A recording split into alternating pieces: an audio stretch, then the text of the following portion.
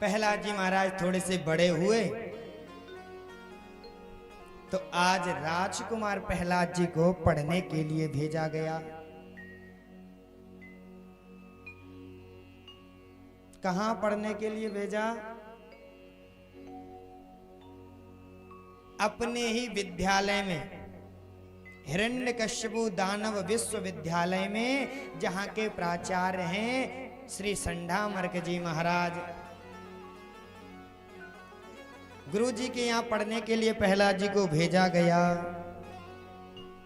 पर आज अपने पुत्र प्रहलाद से मिलने के लिए हिरण्यकश्यपु गुरुकुल में गए और जैसे ही जाकर के अपने पुत्र से मिले तो हृदय से लगा लिया, अंक में भर लिया और पूछा, बेटा प्रहलाद बताओ गुरुजी ने कौन सा सुंदर बढ़िया पाठ पढ़ाया है तुम्हें?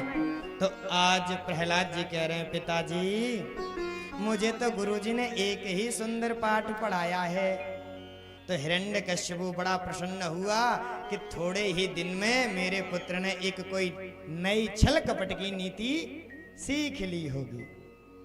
जरा सुनाना।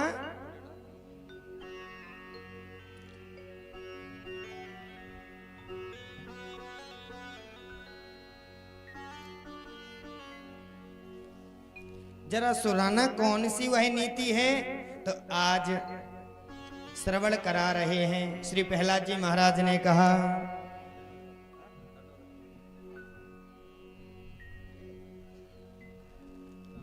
एक रासुरराट पुत्रम अंकमारोप्य पांडव।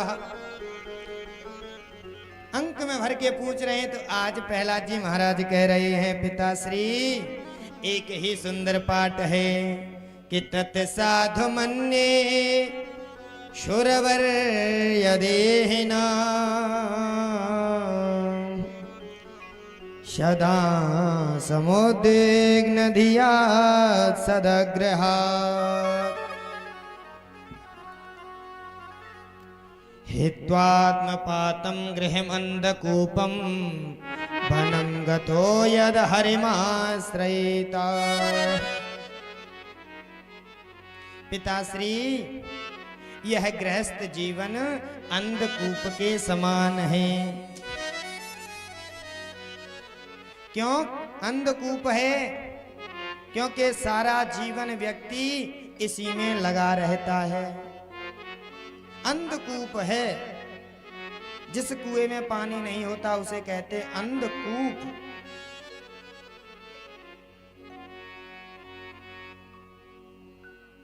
और हम सब लोग भी जानते हैं कि गृहस्थी जीवन अंधकूप ही है, फिर भी हम अपने पुत्र पौत्रादिकों को उसी कूप में ढकेल रहे हैं और कहते भी है ना, बस इतना पढ़ ले जिसके लिए तेरा विवाह हो जाए। मात पिता बालक न बुलावहीं, उदर भरहीं सोहे धर्म सिखावे।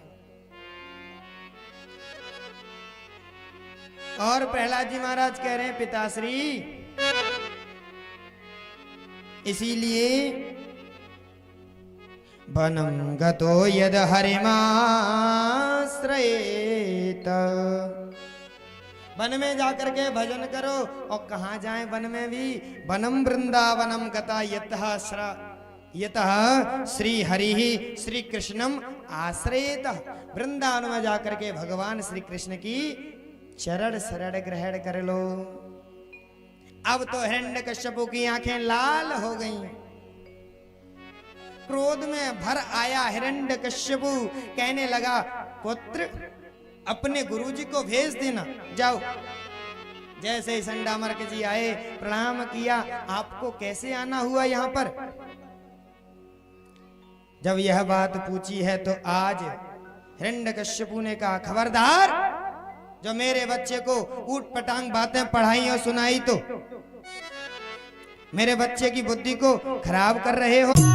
प्रथम भगति संतन कर संगा, प्रथम भगति संतन कर संगा, दूसरी रति मम कथा प्रसंगा, दूसरी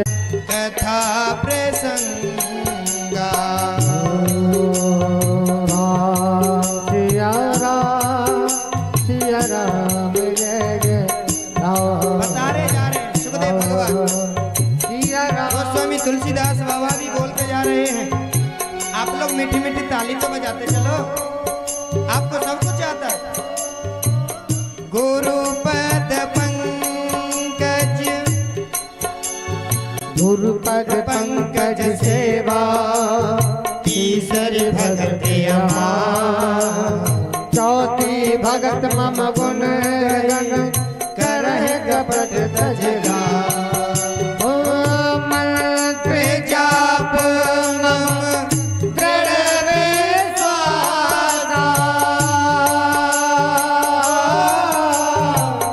पंचम भजन सुवेद प्रकाशा। तमशील विरत बहु कर विरत निरंतर सजन धर। हो सातम सम मोहे मय जग देखा। मोते अधिक कर लेगा, आतव जता लाभ संतोषा। सपने हो नहीं दे कहीं पर दोसा।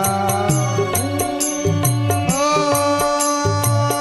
नवम सरल सब जन सनहीना।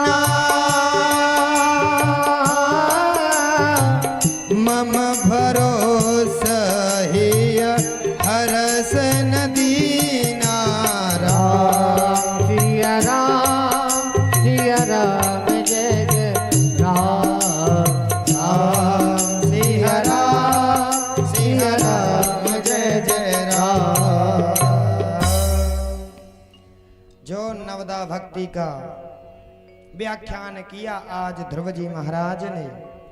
आज हिरण्यकश्यप की आंखें लाल हो गईं, पुत्र को गोद में से फेंक दिया है। शंडामर्क जी की गर्दन पर तलवार रख दी। तुमने मेरे बालक की बुद्धि को खराब कर दिया है, विकृत कर दिया है, मैं तुम्हें छोड़ूंगा नहीं। शंडामर्क जी थर थर कांप रहे हैं, हाथ जोड़ रहे हैं। न मत प्रणीतम न पर प्रणीतम शुतो वदत्ये शतवेंद्र शत्रु। महाराज, ना ये हमने पढ़ाया है ना इन्हें किसी और ने पढ़ाया है, ये तो स्वयं पढ़े पढ़ाए हुए आए हैं।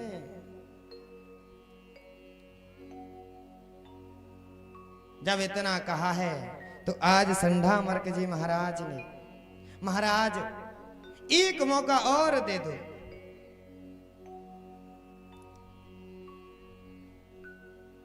तो आज हिरण्यकशिपु कह रहा है मैं अब कोई मौका नहीं दूंगा। क्यों नहीं दूंगा? क्योंकि मैंने पहले एक बात सुनी थी, आज इसने 9 बातें सिखाई हैं, 9 बातें सुनाई हैं। इसकी विद्या घट नहीं रही है, उत्तरोत्तर बढ़ रही है। इसलिए आदेश दे दिया है, क्योंकि ये रोग बहुत खतरनाक है, संक्रामक रोग है। कोरोना वायरस की तरह ये फैलता है। अगर गांव में 2-4 पंडित जी जैसे तिलक लगा करके पहनने, कंठी मंठी माला पहन करके निकलने लग जाएं, तो उस गांव में 4-6 की जगह 10 हो जाती हैं। आदेश दे दिया, ले जाओ मेरे बालक को, इसे दंड देना प्रारंभ कर दो। तो आज प्रहलाद जी को सुखदेव भगवान कह रहे हैं, दिग्गजय दंडसूकश्च अभिचारावपातनैः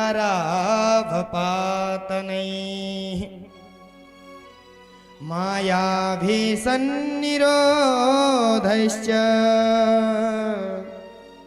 गरधानैर्भोजनम्।